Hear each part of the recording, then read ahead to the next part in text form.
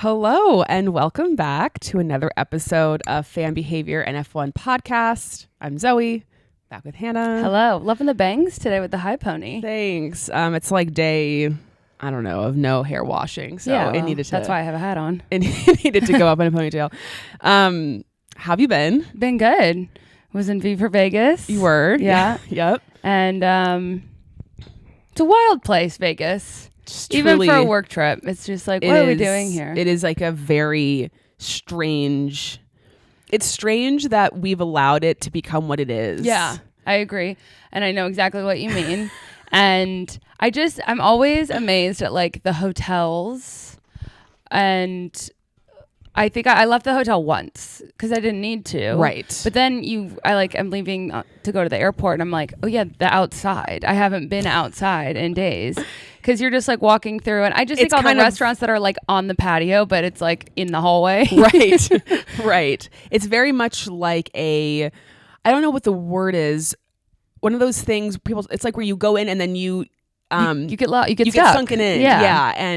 And you don't find your way out of it. Yeah, and I think there's something really devastating about casinos, I think. Like, people are just dead behind the eyes. Yes, it's a bit depressing. Yeah, because I think there's people that are traveling there, but then there's people that are lifers, and that's fine. Like, live your life. It's just they look sad. Again, they haven't won big, you know? It's crazy that this is just part of something we've accepted into our culture. Also, the fact that basically you cannot smoke inside anywhere in this country, and yet we are like, go for it. Yeah, go ahead.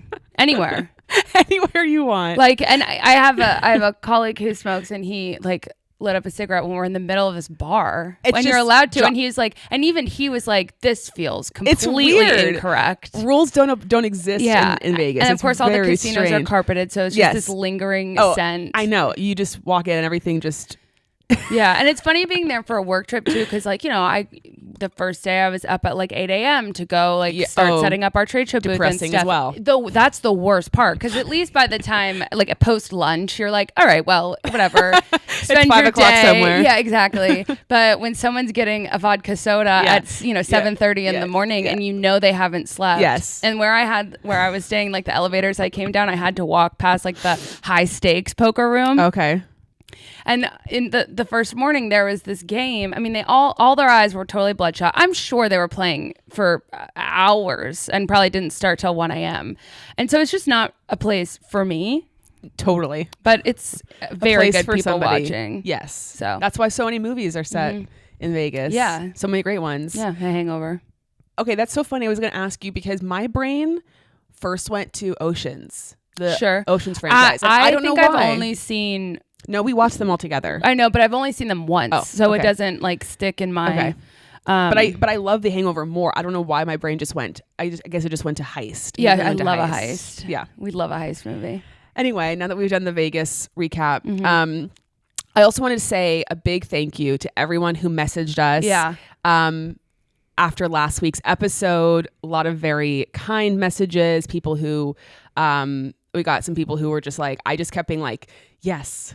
Like kind of responding to them or talking to themselves as they were listening to us, which is very, very nice. Yeah. So thank you to everyone. I like how the It's Giving Corruption felt like it really resonated with people. It very much did.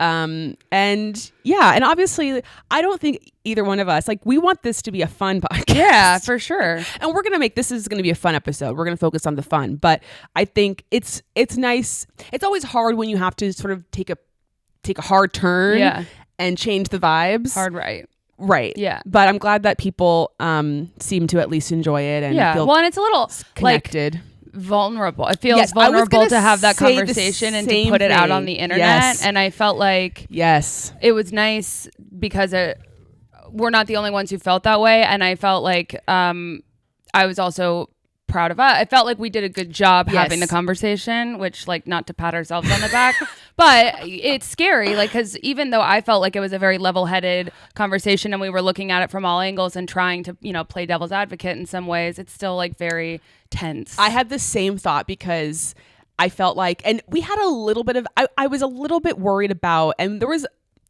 a tiny bit of this, like, people, and this is just sort of, I think, what it's also like to be a woman, but people either being like, you didn't say enough, or you said too much. Okay. You went too far, or you didn't say enough. And we did get a little bit of, people being like, wow, you guys really went for it for 30 minutes. Yeah. But then also some people were like, I wish you would have said more about this. It's like you can't Totally. and ultimately you can't really win. And I'm happy that, as you said, it is a vulnerable thing to sort of, because it is a very delicate situation. Yeah. It's a very complicated situation. We have a lot of feelings about it. And when you have a microphone in front of your face, you don't want to say the wrong thing. You don't want to upset people.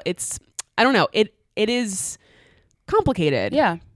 But I'm glad that we did it. So me thank too. you to everyone who did that. And I think we were very much in need of an off week in Formula One. I don't know how Desperately. you felt. I was thinking about how Relieved. a mere 3 weeks ago, I was like, bring F1 back. Yeah. And then the second that the race ended, I was just, thank God we have a break. week Yeah. off. Mm-hmm. And from now until I think for a while, I think our next doubleheader is not until like the end of May. Oh, okay. So we do have every other week, which I think It's good for the I think it's mental- good. yeah. I think it's good.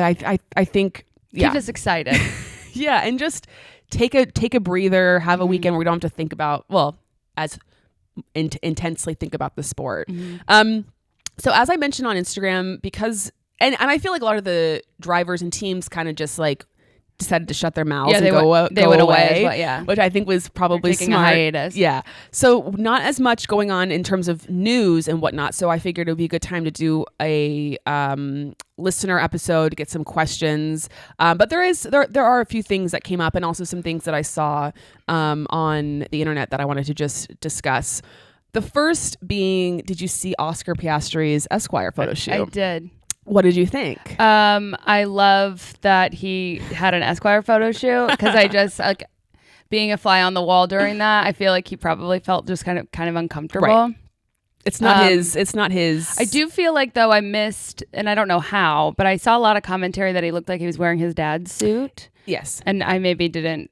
It just looked oversized. Yeah. It looked too big. Well, on and it's him. funny because I think that's like kind of a vibe. Totally. But their drivers are so small that it is maybe like Joe could pull off like the oversized blazer look because of his frame. Yep. And I just feel like maybe. Well, and also his commitment to style. Like, Correct.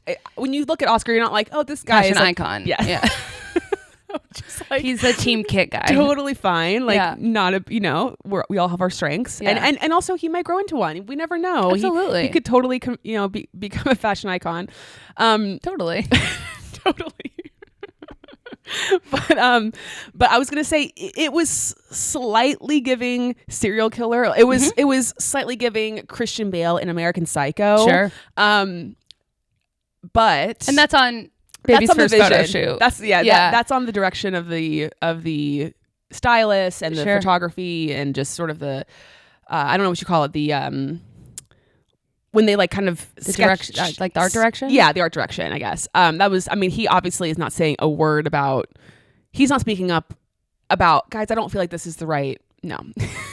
He's putting on the clothes. Like you're in our house now. And posing. And they did it at the McLaren headquarters. I don't know if you saw that, which I thought was also kind of interesting. I mean, probably just like fits in the schedule. Okay, Yeah. we're going to just. And it's a cool facility. Place. Yeah. But it's just kind of like doing it at your office or something. It's just silly. I don't know. Totally. It's an office building. It is funny though that both Daniel and Oscar have now, like in the week's time, have gotten Australian magazine covers. And I mean, it makes sense obviously because we're heading into Australia, but now it's making me be like, okay, so now when we get to Japan, Sure. let's get Yuki on a cover. Yeah. Because also Vogue, why not? 100%. First of all, he has a lot of swag. Yes. He's been killing it lately. Yes, I he was just really gonna say. does. He's like, I don't know. I don't know what's been going on, but he's slaying. The outfit, particularly the outfit he wore, I don't know. I guess it probably was media. Actually, I don't know what day it was, but that one outfit, I'm sure we can all picture it, that he wore in Saudi Arabia, like the kind of open. The black, was it black shirt? It was, there was like a button up over that was like, was it black? I don't know, but he had like cargo pants on or something. Yeah, it was Yeah, great. slayed. I was like, Yuki, killing it. Yes.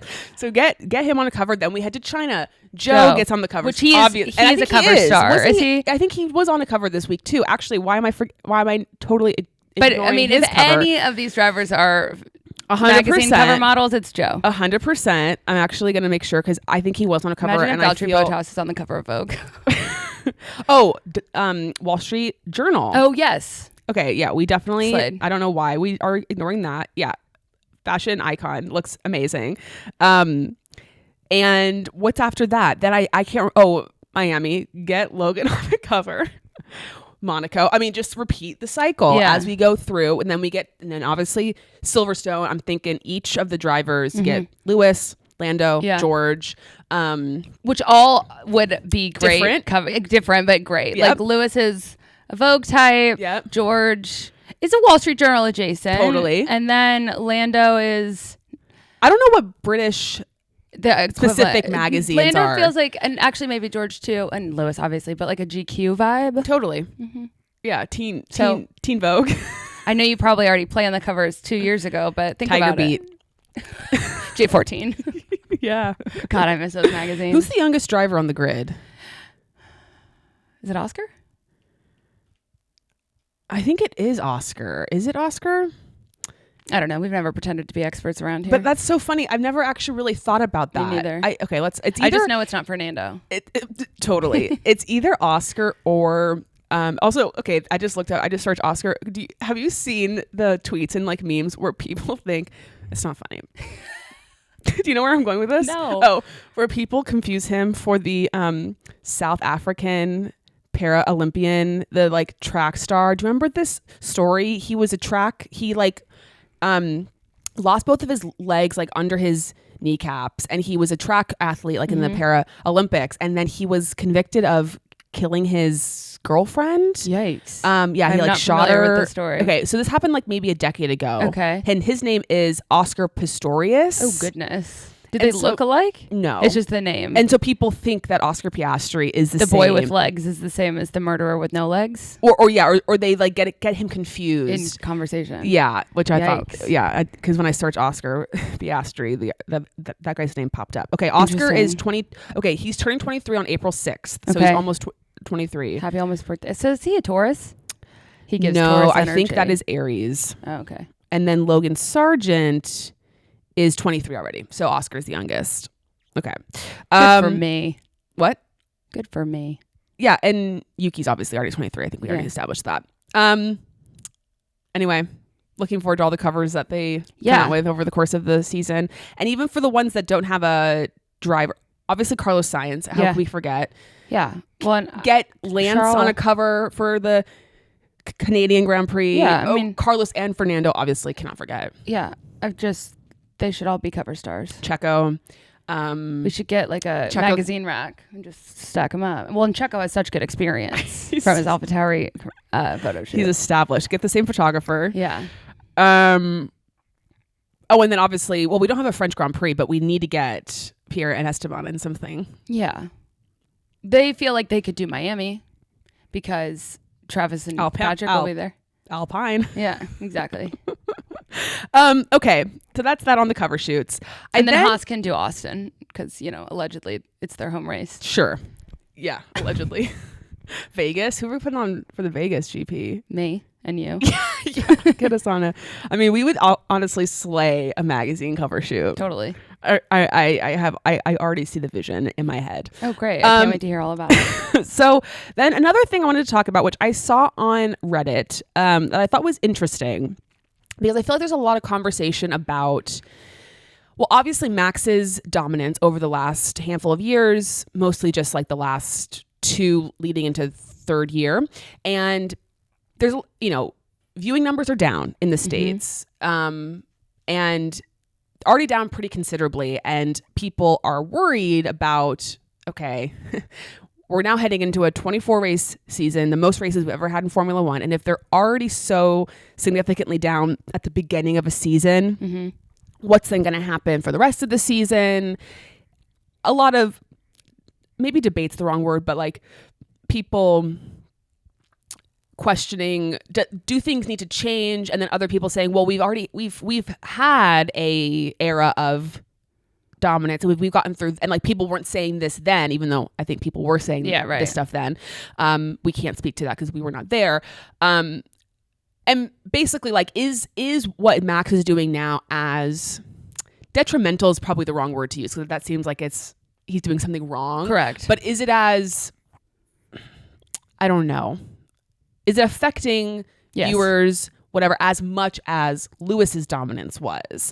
Well, this is what I have a hard time understanding. So I know Lewis was dominant for a long time, but it seems like it was still more competitive. So good. Speaking of the Reddit, so there was a Reddit thread that kind of broke down Lewis's years of dominance. Well, really more so the Mercedes dominance, but specifically Lewis. Because I think too, and this is true, I do feel like a lot of us would be having a different conversation, or I think we'd feel differently about all of this if there was a competition between the two Red Bull drivers. Yeah. And I think that is part of what is lacking. So, okay, so this is the title of the thread. How does Verstappen's dominance compare to Hamilton's? Here is the comparison.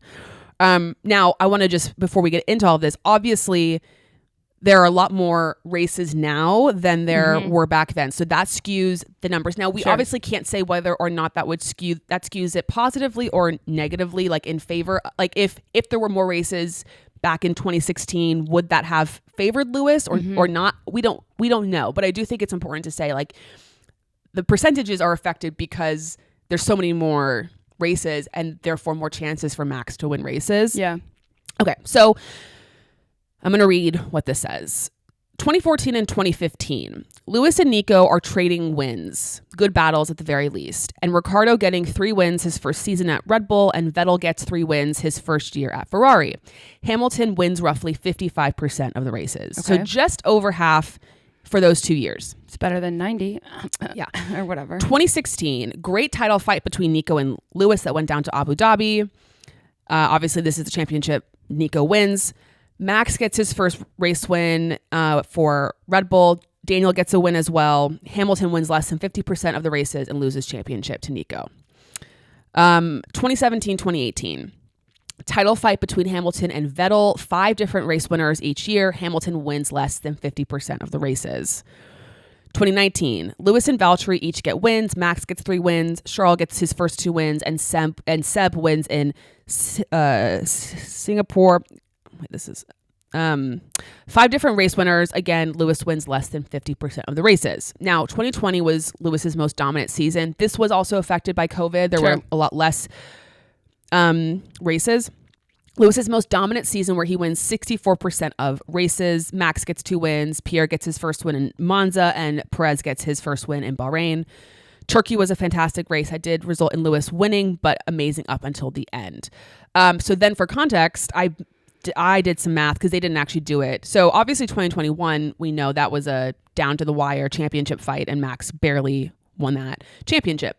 2022, which is a season upon reflection, I think back on that season, and I'm like, that was actually kind of competitive because Ferrari starts out the season the faster car. Charles gets 3 wins that season. Carlos won in Silverstone. George won in Brazil, and then Checo got a couple wins. So like where we are now, I'm like, damn, that was actually a pretty good season. But Max still won 68% of the that's crazy. of the races, and then last year Max won 86% of the races. That's crazy. So again, I don't want Max fans or people to be like, it's not fair because of the races. I understand it's not fair because of the races, but I do think it's important to say that if Formula One wants to have the most races ever and also be in a time where one driver is so dominant, it loses its it like brings down the value of the sport because it dilutes the sport. I agree. You know? And it's this weird thing because obviously Formula One is so important, and it is what it is because of the engineering. And you don't want to yes, exactly. You don't want to punish the team who's built this car because they're too good. 100%. But it's also this weird, like, why? And I've had this conversation with my dad because he obviously can't wrap. I mean, he just like cannot wrap his mind around it. He's like, I just don't understand why no one else is competing. Totally. And I'm like, right. I don't know what they're not getting. I don't know. I mean, you know, it's just they have pieces of the car that other teams don't, and like that's just the way the cookie crumbles right now. As well. It's right. like having the best. Yeah, designer. and so it's just, but it is. It's like, okay, the cost cap has, it's I guess helped a little bit, but really it's just made it. It hasn't really. It hasn't. It's a catch changed 22 much, I guess. Also, because I saw people say that too. Like, well, if there wasn't the cost cap, then all these other teams, Merck, Ferrari could then just keep spending to try to catch up. But then it's like, well, Red Bull would then also have a bunch of money to catch up. Yeah. To keep, get better. Yeah. To keep expanding. Right. So yeah, it's just a weird one because I think, and we've talked about this, especially like last race in Saudi Arabia, it was just like, Max was so far away. And it's honestly, I almost feel like there was a conversation about the announcers just not talking about it. He was barely on TV until like he was being interviewed and stuff. Yep. And honestly, like as a Max fan, it did make the race more interesting to me and enjoyable because it's like, I don't need to focus on Max being 20 seconds away from the second place. Like there was enough like battling going on that it was interesting, but I do worry that it's like, it's funny because America traditionally, like they just want to win. They want their team to win, blah, blah, blah. But I think a lot of people have not picked Max to be their favorite driver. And so it's annoying. Like, would Americans feel the same way if this was Lewis or if this was Daniel? Yeah, I mean, plug in whoever, Charles. But it's just, I think it would still be frustrating. Like I would not be as annoyed that Red Bull keeps winning if he was only winning, even if he was only winning 60%. Well, I was going to say too, it doesn't bother me. It doesn't bother me that Max wins consecutive championships. Right. Honestly, that really doesn't bother me. It's more so going into a race being like, unless Max has a terrible pit stop that's 40 seconds long or he has some sort of issue with his car, he is going to win this race. Right. And that sort of inevitability is tough. Now, to your point, I agree. I don't think F1 should become like a spec series like IndyCar. Right. Because part of the point of the sport is that it is the team sport and it is the engineering part of it, and that's just an element of the sport. It's obviously, though, we don't get to, I mean, we do appreciate it by seeing it on the track, but it's a part of the sport that we don't, it's all behind the scenes and whatever. But and it also goes back to the point we made maybe it was last week, where we also need to have, I mean, again, I'm saying it for the thousandth time, like give points for every position, because I would be more invested in the fight for 12 if I knew that this driver who's going to finish 12th rather than 13th was going to get an extra 2 points or whatever the weightage would be, because obviously you'd have to change it around. And people are like, well, we can't, because what if, we can't give points for every position, because it's like, why not? Like, who cares if the person that wins gets 500 points for a race? Yeah, it doesn't matter. Doesn't matter. These it's all points pretend. You'd obviously like weight it appropriately. Yeah, you would not. Yeah, you would make it so that it's like it makes sense. But I think there are ways to fix the sport in tiny ways to just make it to help people become a little bit more invested in the other parts of the race rather than just the fight for the win. And I also saw some people being like, well, this is just like the we have these dominant eras in other sports, like the Chiefs right now in football or whatever, but it's not the same, because the Chiefs didn't win every single football game. They weren't undefeated for the whole season. Well, no, not just that. It wasn't like there was only 25 football games total in all of football and the Chiefs won 24 of them. Yeah. You know what I mean? Like totally. And obviously it's a different sport. Team sports, you can, other teams get the chance to win games and to make it to the final game. That there's not like we can have a race where Max isn't in the race,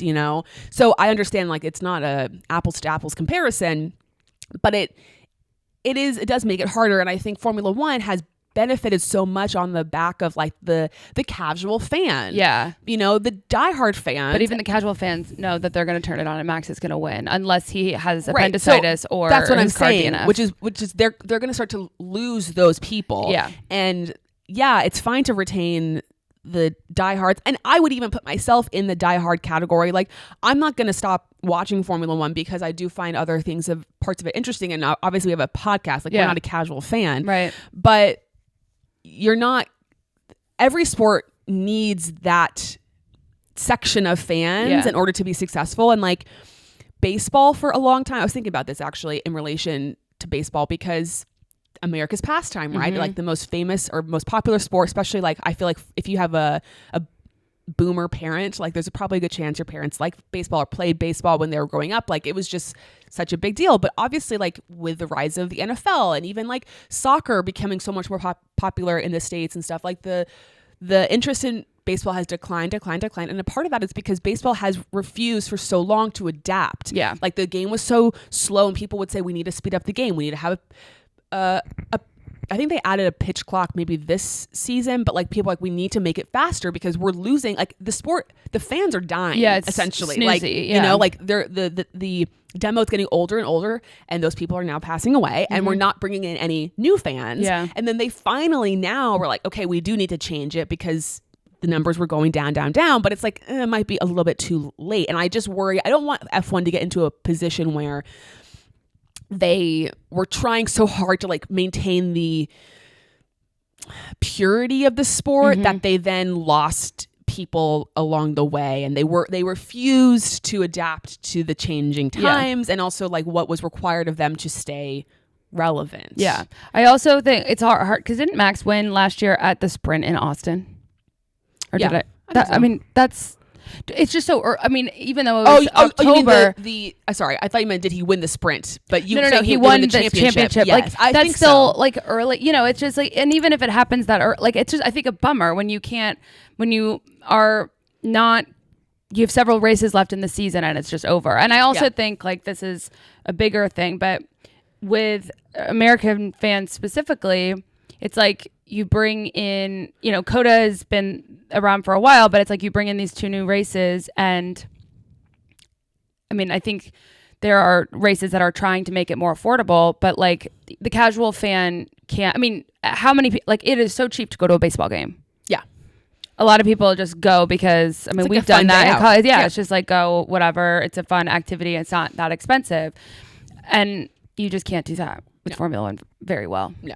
So I don't know. It's just an interesting, and obviously, like we're not going to sit here and pretend like we have all the answers or we know how to fix the sport. And I don't know that there really is a solution right now. And things could change in the next couple of years. Obviously, there's going to be an engine change in 2026, which could shake up the grid and everything could change. I do think it's a little bit. It's something to think about, and it's not Max's fault. No, of course not. Obviously, like the people who built that car, it's not their fault. It's just, I think it's a tiny flaw, might be even the wrong word, but it's just an element of the sport that I think can be amended and should be looked at a little bit closer. Formula One just needs to be a little bit more open-minded. Yes. Like I hate this mentality in any company that it's just like, well, this is how we've always done it. It's like, okay, but we're not where we've always been. Yes. Like it's 2024. Yes. The world looks a lot different. Yes. And like we can change things. Like you've added the sprint race. Yes. You've changed the rules of the sprint race.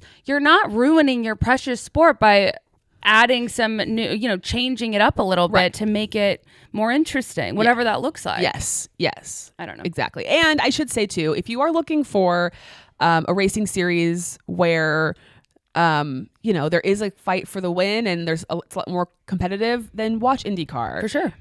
Because I mean, you do get that sort of what's going to happen, very close racing. The winner is not miles and miles and miles ahead.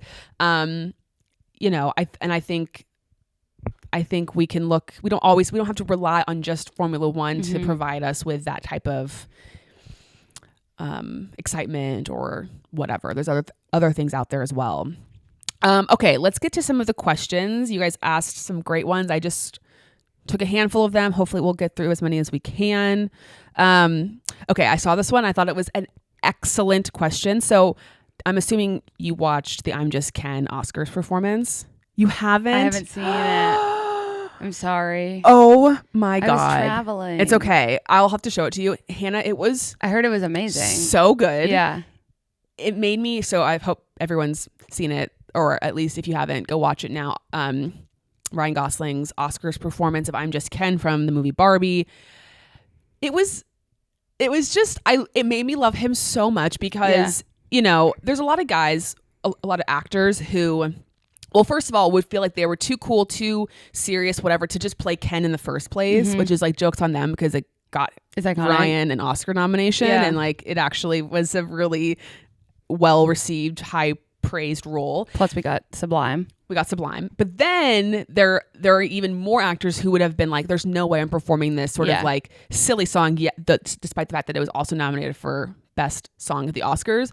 Like I take myself too seriously to do it, but he crushed it. I'm sure. So hardcore. Yeah. It was sensational. I loved it. But anyway, the question was, which F1 driver would have done the best job performing I'm Just Ken at the Oscars? That's a great question. Yeah.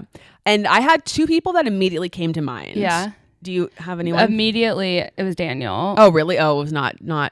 But then I don't have anyone else. So the two that I thought of, and they're kind of different. Valtteri might have been good. George. Okay. Because of George's, just like, he's not afraid to just commit to the bit. Sure. You know, and kind of just go for it. But honestly, Charles Leclerc. Yeah.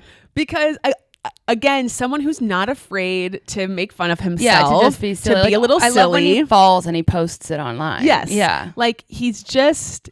I think he would commit to the bit and just be like, "Yeah, I'm gonna do this," and it might be a little silly, but like that's okay. Yeah, it's funny. Yeah, I like that.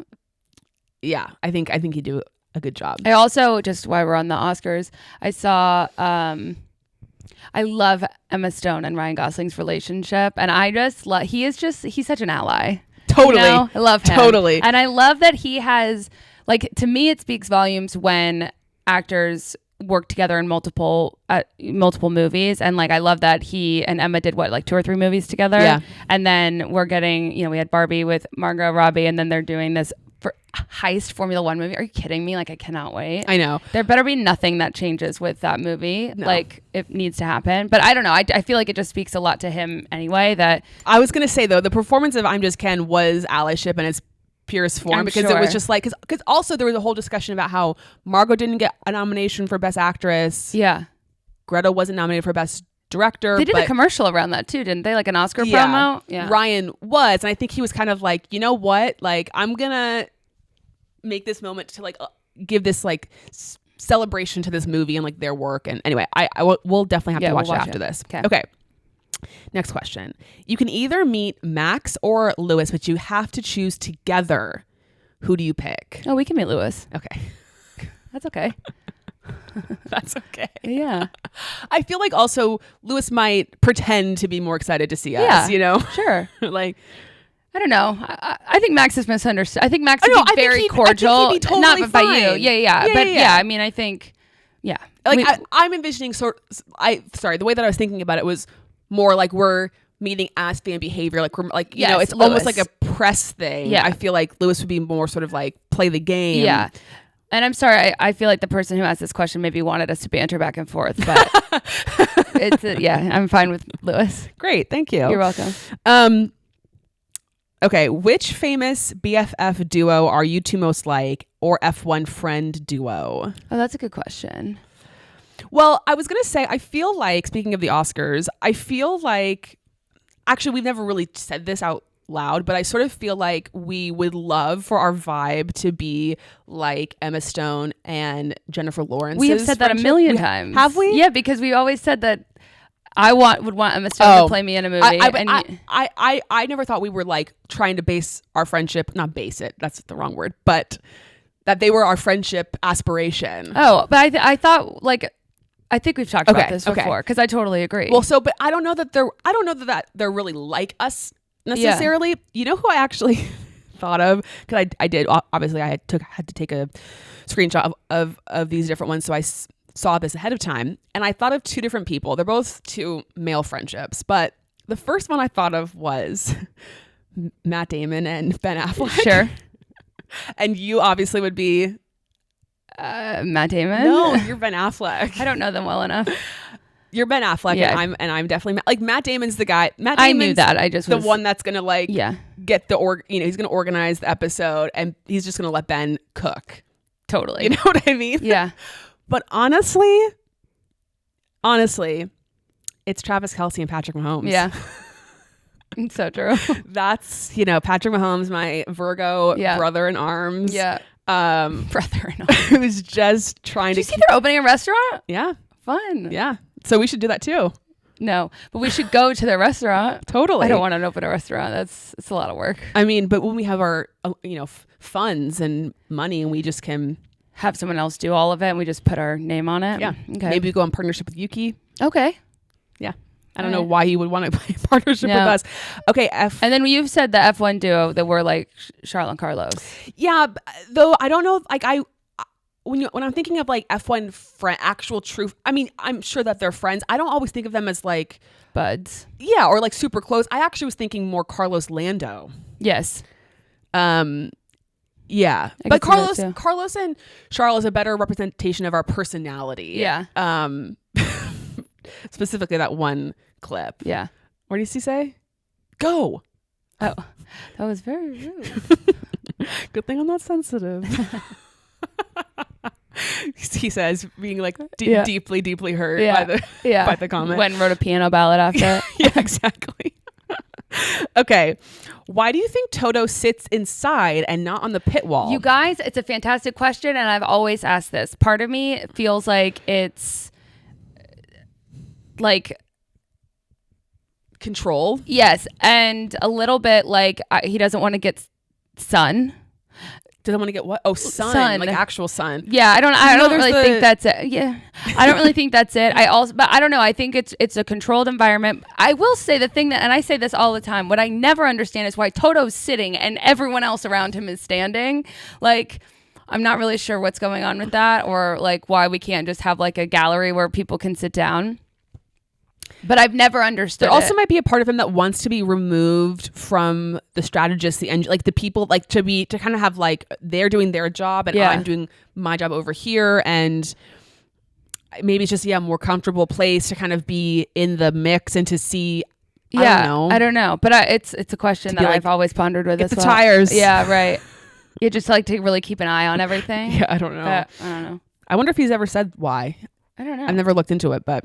He just seems very like intentional about all of the things that he does when he's running a business, and so I know there's a reason. There's a reason. I just I have we no don't know idea, what it is, but I'm curious. Me too. Okay, talk about your plans for attending GPs this year. Well, we're going to Miami. You're going to Miami. Yep. Very excited about that. Yep. And I think we wanted to try Silverstone. I don't think that's going to work. Yeah. It was.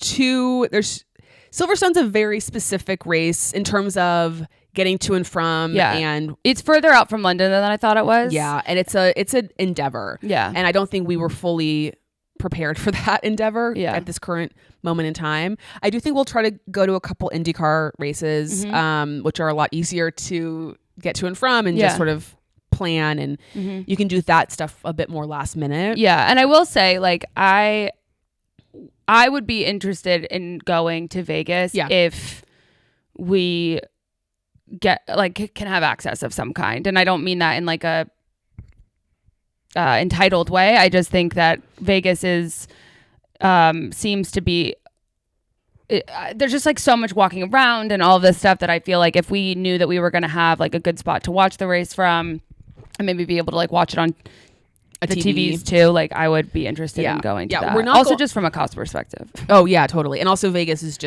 it's just a lot. It's such a specific place. We've always said we have to do it the way we want to do it, which doesn't involve the club. No, often. Unless it's a specific situation and we need to know well in advance. Right. For like at least 2 weeks. For just the mental preparation. Yeah, we are not going to COTA this year because of a friend's wedding, which is totally fine. And honestly, might be kind of nice for us to experience COTA from our television. I've never watched COTA on television. So have to see how that goes. Yeah. Okay, what drivers would you invite to your wedding and who are they bringing as their +1? Pierre and Kika, because I want Kika there. Yeah, I mean, it's kind of like who they're bringing as their +1. Well, they're bringing like their partner, right? Well, no, I mean, like if if Lando came, I'd want him to bring Max, his friend Max. Oh, not Max Verstappen. No. His like home friend Max. My home friend. I don't know. This is my home friend Max. This is my work friend and this is my home friend. It's not a funny phrase. It's just I can't. Yeah. It's funny for him to say. Yeah. This is my home friend. Yeah. And then if Daniel came, I'd want him to bring Dax Shepard, and then I want Dax to bring Kristen. Yeah. Yeah. Who would I want to bring? Who would be the best? Who would be the most fun at a wedding? Charlotte and Pierre can come together, and they don't get an extra +1. Totally. Charlotte and Pierre would be fun. Yeah. I think Charlotte would definitely like let loose on the dance floor. Yeah. Not a care in the world. He'd maybe try to karaoke with the DJ, even though 100%, karaoke isn't on the itinerary. 100%. I mean, Daniel, I think, is like a obvious sort of, who's going to be the most fun at a wedding because he would have fun. And but I'm trying to think of someone that's maybe not as... Alex and Lily, because I'd want Lily there. Totally. I mean, honestly, I would invite all of them. I can't think of one that I'm like, you would be bad at a wedding. Sure. But there's ones that I'd prefer over others. Totally. Yeah. Totally. Yuki would be fun. Yep. I mean, he could be a little bit... Yuki and Pierre would be a good date. Totally. Combo. That was my bad for not thinking of that. Totally. Okay, this is a question for Hannah. Are you still reading those Harry Styles fanfics? Thank you for asking. No, but I will say that I and Kaylee, a friend of ours who is friends with the girls at TG1F, she is very hilarious on social media, but she posted something the other day that was like,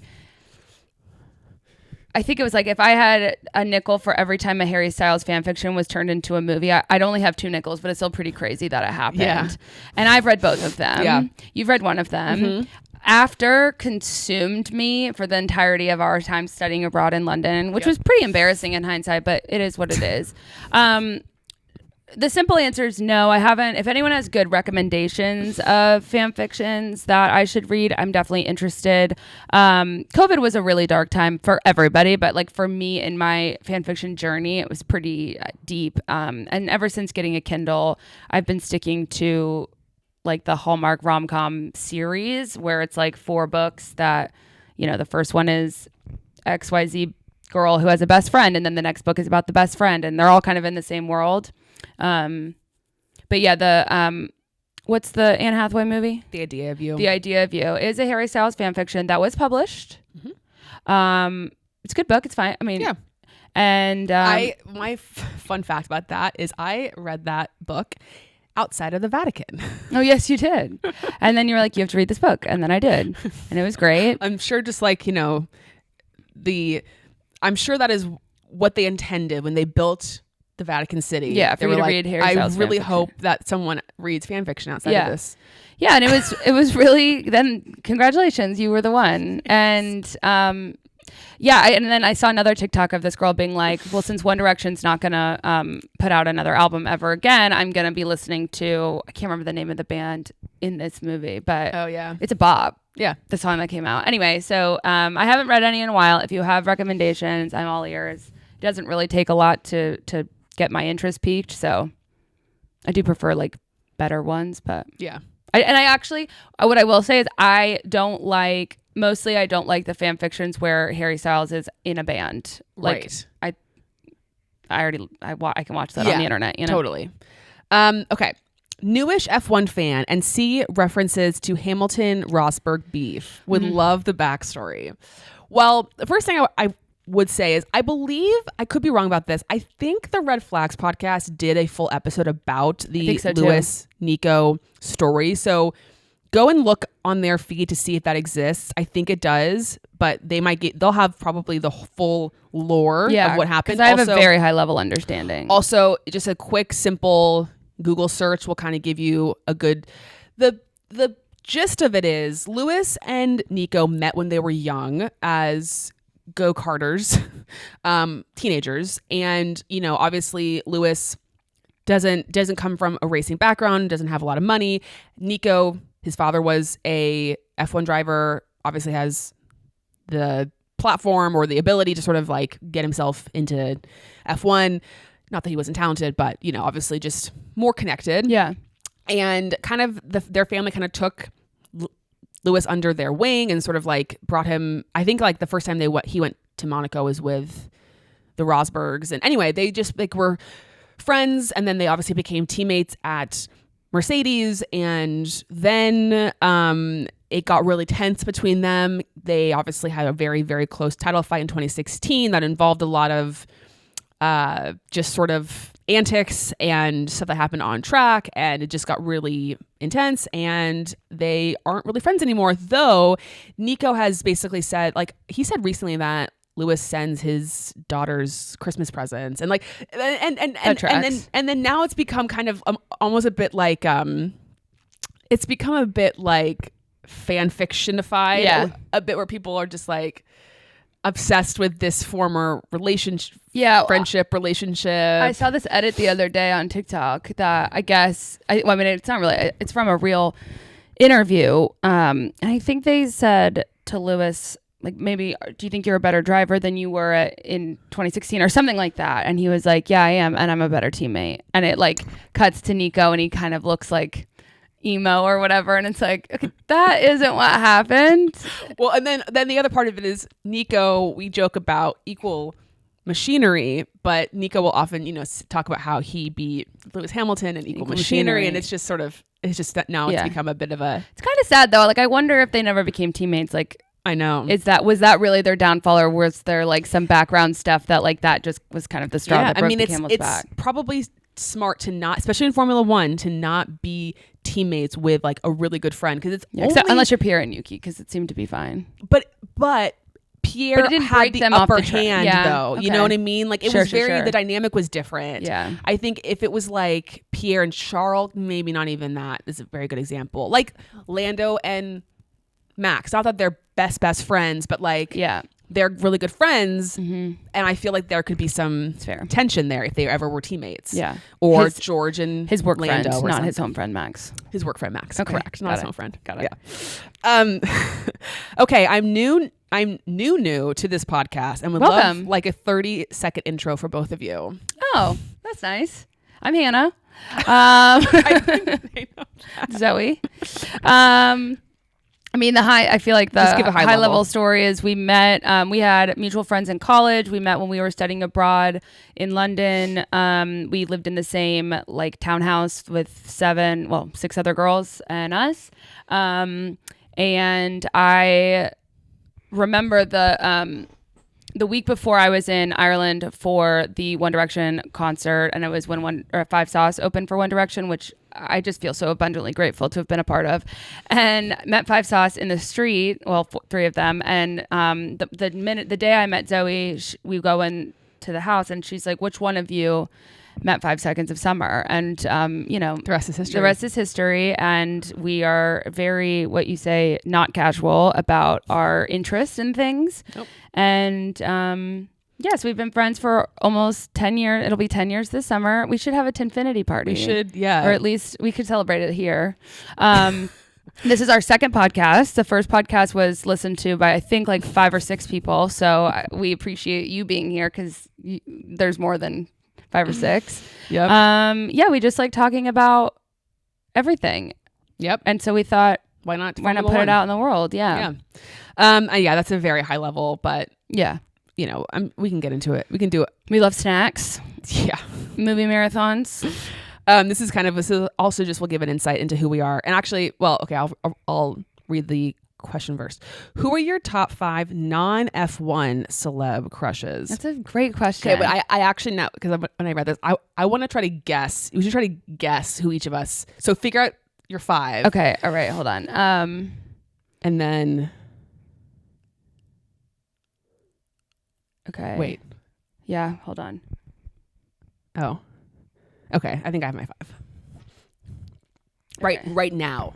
Yeah. Do you want to guess mine, or do you want? Can you guess mine first? Sure. Okay. So obviously Travis Kelce. Yeah. Obviously Harry Styles. Yeah. And they're the same. Like, it's so, my types are so crazy. What do you mean? It's just like Travis Kelce and Harry Styles couldn't be more different. But, you know, Taylor liked them both. So totally. I never even thought about that. Totally. I'm Taylor Swift. So. Yeah. Michael B. Jordan. Yeah. And this is where it gets a little tricky for me. I mean, to be fair, it got kind of tricky. Okay. For me too. Are they actors, both of them? Or singers? Athletes? Give me some. I know. I'm trying. Well, maybe I didn't have them. So we have an actor. One more of them is an actor. Yeah. Okay. And then I'm like actively picking the other person right now. One more of them is an actor. Okay. Is this actor? It's not even really like a crush. I don't have two more that I can think of You right don't now. have two It's more? not that I don't have them. I just like Well, who are you thinking of that I can't guess? Tom Holland. Oh my God. But I don't really have a crush. I never know, guessed but I don't him. really have a crush on him. I just like love him. Okay, yeah, I was gonna say. So it's those three. Yeah, I think so. Okay. Okay. So that feels weird. That's very unusual for me. I know. I was gonna say, well, that's kind of strange. Okay. Well, I have 5, so you can guess. My Yeah. 5. Okay. Chris Martin. No, Not anymore. he's never. We've had this conversation. Remember? Oh He's yeah, never because really he's my your celeb crush. he's your like tier. We need to do a tier episode. Yeah. Like a bonus YouTube or something. Shout out to Brooke Abrick, who doesn't know me or you. Yep. Daniel Ricciardo. Non F1, Hannah. Oh, not F1. None of them can be F1. No. I thought it was just celebrity. Starting off. Bradley Cooper. He's one. Okay. Excuse me. Adam Driver. Yes. Jeremy Allen White. I Yes. almost called him Jonathan. And actors or singers. One is an actor and one is an athlete. One is an actor and one is an athlete. One's an actor that I love. I love, and he's back. Dev Patel. Dev Oh Patel. my God, he's so sweet. I love Dev Patel. He's so handsome. Yeah. The And last what's one's an athlete that I really loved last year. Obsessed. Mason Mount. Sorry, I literally almost said a name of a friend I went to high school with. His name is Mason, but I was like, what's not his last name? Good job. You Oh my got God, it. I kind of forgot about Mason. Yeah, he's been injured for the last 6 months. So Yeah. he's been underground. Wow, that's kind of funny that you don't only can. I mean, because I couldn't think. Those 3 were easy for me. Yeah. But then after that, I was like, Well, it's kind of like my favorite drivers. It's just like rotating constantly, Sure. and I feel like there hasn't been enough non-F1 content Yeah. I've consumed. Totally. So Anyway, fun. I'll keep you posted. Any chance we could see Pierre and Esteban in the Era's VIP tent with Travis? R.I.P. me if it happens. That would be crazy. I need you to know that that's a situation that had never occurred to me. I mean, And I will ascend if that because happens. obviously she's going to be in Europe the whole summer. And so there's definitely a chance in which on an off week, Oh, wow. that would be that would truly, I think we would have to retire. Well, It would just be we couldn't so- retire. We'd have to talk it's- about it. That's way crazier than Taylor being at an F1. Then the opposite. Them being in the Taylor Swift VIP tent would just be so Yeah. mind blowing. Agreed. But we need to see it. Yeah. I wonder if Kika's a Taylor Swift fan. Probably. Probably. I mean, she's not going to turn it down. No, she better not. And Oh my God. would Pierre love- singing The Guy on the Chiefs. What? Dead. Can you see Esteban's face as he's watching that concert? Because I can. No, I can't. And he's just has that grin that he always has. Just cheesing. Would love it. Would love it so much. Yeah. Which F1 team do you think fits your vibe the best if you were a driver? I think of 2 for you. There's 2 that come into my head. Okay. Do you want me to share them or do you want to think about it first? Okay, I have one. I don't even know if that's right though. And then Well, who do you think? okay. What Well, did you think? What came to your brain first? in a way, Red Bull, Oh, okay. but I don't know if that's So really in true or my not. head for you, it was either Williams or McLaren. McLaren was the one that I initially thought of. I feel like And Williams is you're right. the Williams You vibe know me better than I know is sort of myself. Yeah. family vibe, Yeah. connection. Yeah. What do you think for me? Well, I have 2 as well. Okay. Well, I only had 1, but I feel like it makes me seem like I think very highly of myself. No, Mercedes. Yeah, I was thinking Mercedes and Ferrari, but Mercedes Ferrari. because of the Type A, but Ferrari because of the tradition and Oh, okay. Yeah. Yeah. I was gonna say Mercedes. That felt like the because it's closest correct to me. Yeah. Okay. It's not. So that's who we're gonna drive for. It's just facts. We're like Lando and George. Yeah, love that for us. Love that for us. What are some of your bucket list things manifests for F1 adjacent stuff? I want to go to the premiere of the Margot Robbie Ryan Gosling F1 When movie. it gets made in a couple years and is premiered in at Monaco at the Monaco GP. Yeah, or at Cannes Film Festival Oh, right before the totally. Monaco 100%. GP, and then we go to both. 100%. actually 100% can. will retire. 100%. Could you imagine? Yes. And then I am manifesting a conversation, whether it's on mic or off mic, with Travis Kelce, Taylor Swift, and Patrick Mahomes, and maybe Brittany Mahomes at the Miami GP. Sure. And there's a lot that would have to happen for, I mean, what I can say for certain is there will be a movie premiere that like maybe someday we could attend. Yeah. I don't know if these people are going to the Miami GP. So there's just a lot of work that needs to happen to get them there, but manifest with us.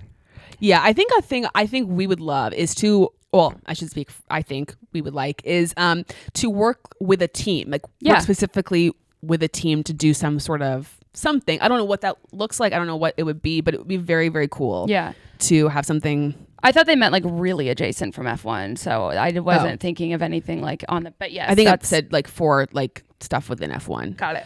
As someone making friendship bracelets for the Oz GP, what's your thoughts on them in Formula One? I think it's the most iconic thing ever. I think women are taking over the world and the sports. Sorry, dudes. Yeah. And but also friendship bracelets are for dudes too. I know. But I think it's fantastic. I don't know.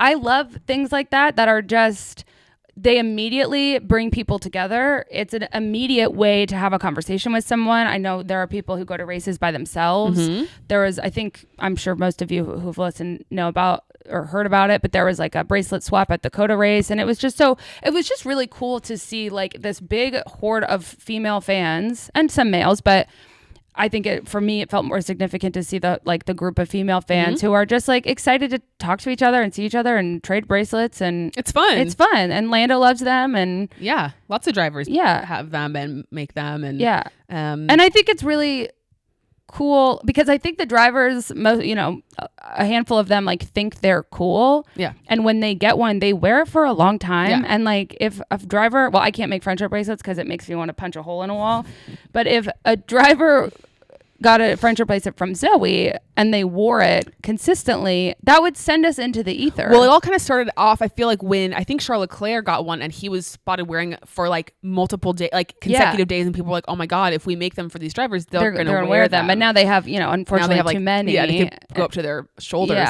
with friendship bracelets. Yeah. Where do you think Carlos Sainz will go in 2025? I genuinely have no idea. I know. I feel like wouldn't shock me. Mercedes wouldn't shock me if he went to Red Bull, though I feel like that could potentially be treacherous waters. Aston Martin wouldn't shock me either. Yeah, I was kind of thinking I could see Aston Martin. Merc feels less likely to me. I don't know why. There's a lot of moving parts there with Merc. Yeah. I don't know, but it is interesting. I feel bad that he's in that, but he'll be fine. It is what it is. Choose your paddle partner. Lando.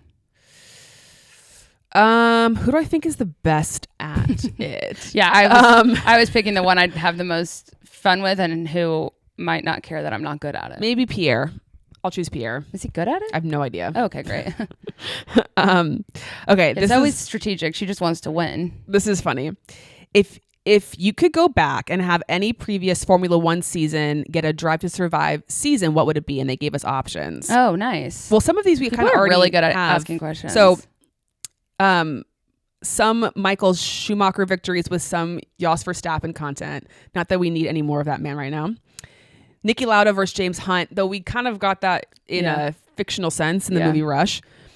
Prost versus Senna, or Nico Rosberg versus Lewis Hamilton. I say Nico and Lewis. I think so too. Recency bias. Yeah, but I'm curious about Schumacher too. I mean, I'm curious about I'm curious about all of it, but I think so that I can fully understand the lore and everything, I think Lewis and Nico, because they're still like actively a part of it today. Yes, I think it would just be, there's more seems to be more sort of real personal drama that like makes it a little bit more tasty. Yeah, agreed. Which one of the drivers would die first or last in an apocalypse? Who would die first? Yuki's dying immediately. You think? I feel like he could be kind of sneaky good at it. So like kind of strategic. You think he's dying immediately? Maybe not immediately, but I don't think he's surviving it. I think the first dead is Charles Leclerc. Yeah, I think that's fair. He's just... Yeah, and then honestly, I think Valtteri would do really well. Yeah. He's very like of the earth. I think he would like... he probably knows how to use a compass and... Yeah. And who sneakily I think would do really well because he's just kind of a scrapper. No. Esteban.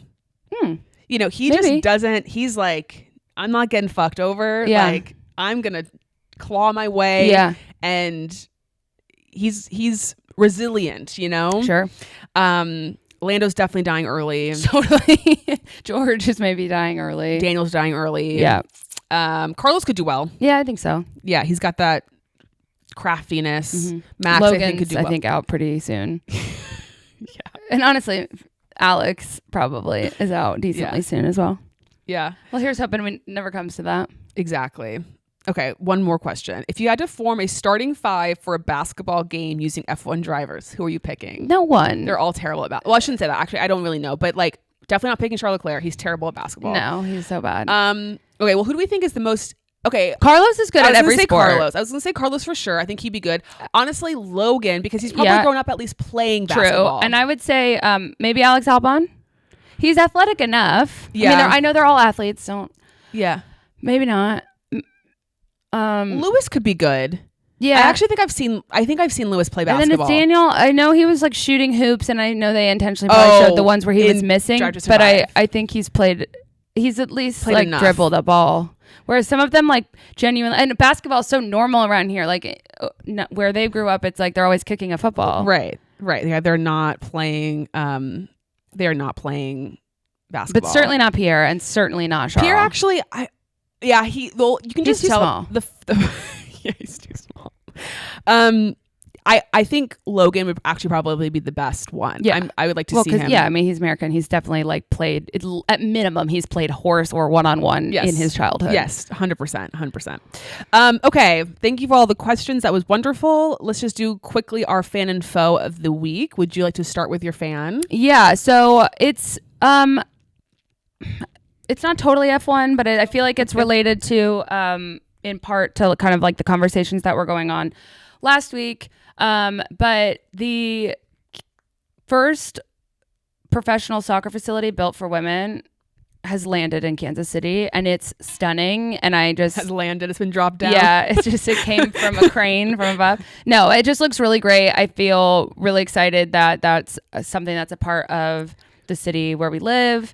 And I think it's really special that someone made the move to make that happen. And I just think, like Kansas City is for real doing a lot of great stuff. Yep. And Taylor Swift is probably going to come, which is cool. Do you know what's crazy is I interned for what it was previously called FC Casey, but the very first season that this team existed in Kansas City was 2013, and I interned for them, and they played on a high school football field. Turf, shitty ass field, and it is crazy. And I was thinking, I was like, damn, wow, I was there at the beginning, and it is crazy to think a decade later they're in a stadium that's built for them, in a really nice stadium with like 11,000 seats, and you have people like Patrick and Brittany, who, Patrick, obviously him like attaching himself to anything brings recognition, but I think also him like financially investing his time and money in a conversation at a time where we've had a lot of people like not necessarily show their support for women. Yeah. It's like nice to see him do that. And obviously he came in after Brittany. Like Brittany was the OG first owner, and then once they got married, then Patrick joined as well. Yeah.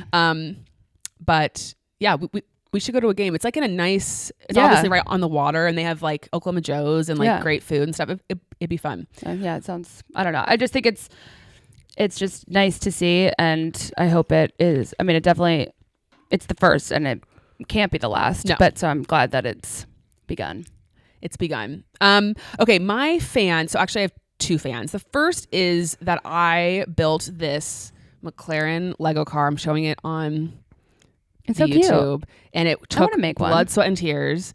It's actually a lot harder than it looks, but I'm excited to put it onto our shelf here to add some. I need to get my McLaren flavor because we don't have any McLaren cars or anything McLaren adjacent. So I was just proud of myself for making that.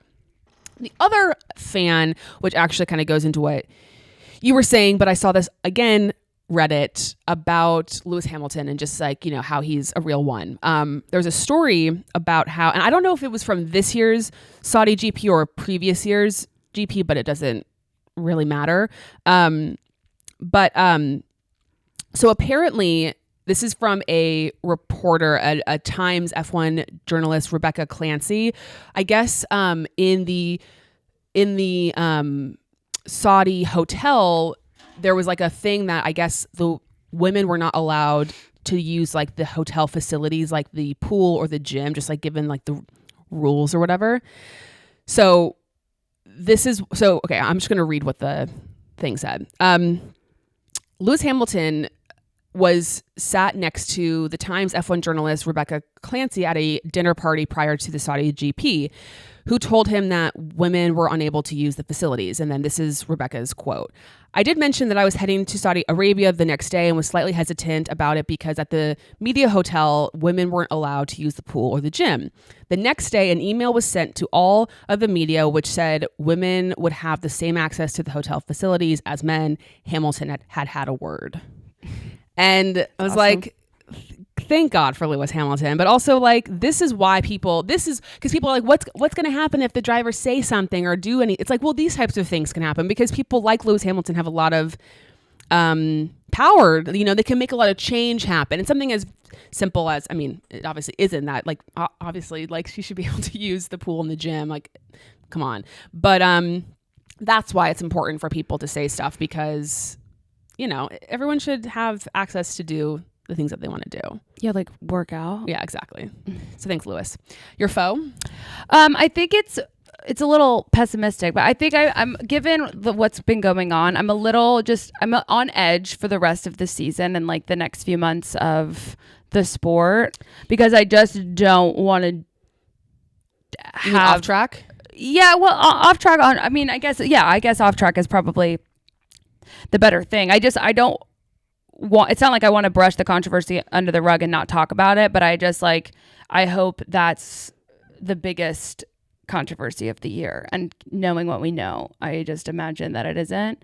It was a pretty, there was other stuff going on, but it was a pretty exhausting week. And I just, we've got a job to do and it's hard when, the boys are boying. Yeah, exactly.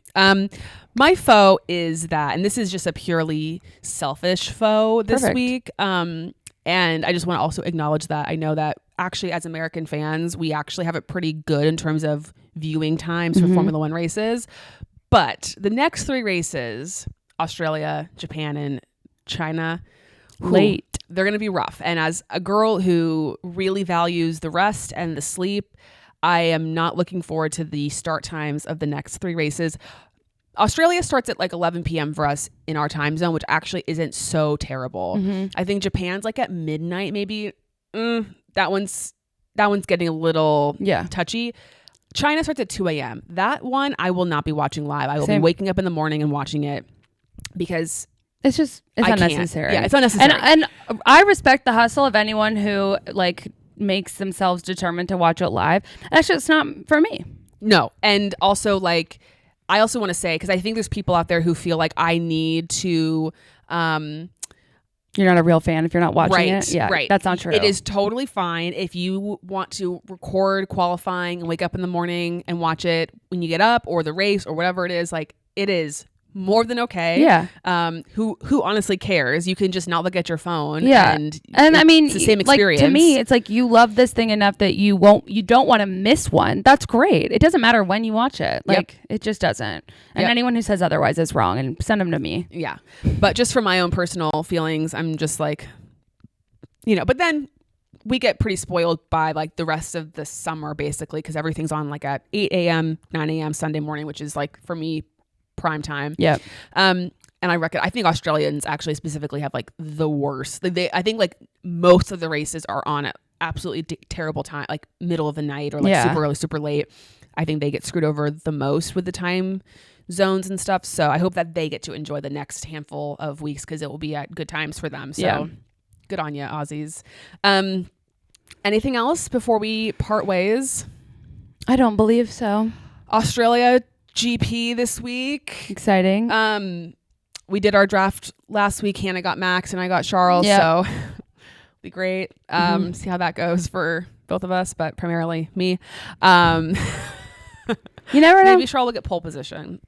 Maybe. It's true. It's very possible. It's very possible. I mean, yeah. Of all the things, pole is always up, not always up in the air, but it always has the potential to be especially up in for the Charles air. Leclerc. Yeah. So that's that on that. We'll be back on next week with our Australia recap. I just want to see coverage of Nicole Piastri when we're in Melbourne. Get her in the garage. Yeah. Get her on the cameras. Get her on the Twitters. Yeah. Yeah, I know. Home race for Oscar and Daniel. I did love that the poster was Daniel, Oscar, and Valtteri Bottas. Like, that is the epitome of people here, like, listening to the people, you know? Well, that's... Okay, so Valtteri being on the Australia GP poster is like Daniel being on the Austin poster. Absolutely. And I just think it's beautiful. And I love it. Must feel so nice to be embraced by a country. It is like funny that. too. It's like, I guess, Daniel obviously established, he's been in F1 for a long time. Oscar, like, rising emerging star. And then you have Valtteri, who's like solid, but like not star, star. But it's funny that they don't have any like Max, Lewis, Charles, like none of the like, no, because he's an honorary stars. Australian. I know. And I just think that that's awesome. Yeah. And Australia was just like, we see Max and we raise you Valtteri Bottas. And I think that's great. Yeah, it'd be funny to be like, who's the third, like, for these like, who else has an honorary rate? Like, who else is kind of like the welcomed and accepted person of like that country? I think that would be kind of it's an interesting question. Yeah, like, because I really think that it's Valtteri in Australia and Danny in America. I mean, America's hard because we have the one. Yeah. But I don't know if there's any other. Really. Like, does Monza? Do they adopted a specific person? Yeah, it's a good like, question. Maybe they adopted you. Well, maybe like when we go back to because we will be racing in Imola again this season after it was canceled last year because of the floods. Maybe they'll put Yuki on their poster because he helped the town. Yeah, he did restore as a shoveling true away. Like, that's a very Hallmark storyline. Like, helping restore the town back to its former self. Yeah, one shovel at a time. One shovel at a time. Yeah, I'm excited. Anything else? I don't think so. All right, guys. Thanks for watching, listening. Make sure to rate us on Spotify. Yep. Apple Pod. Subscribe to our YouTube channel. All the things. We'll see you guys next week. Enchante.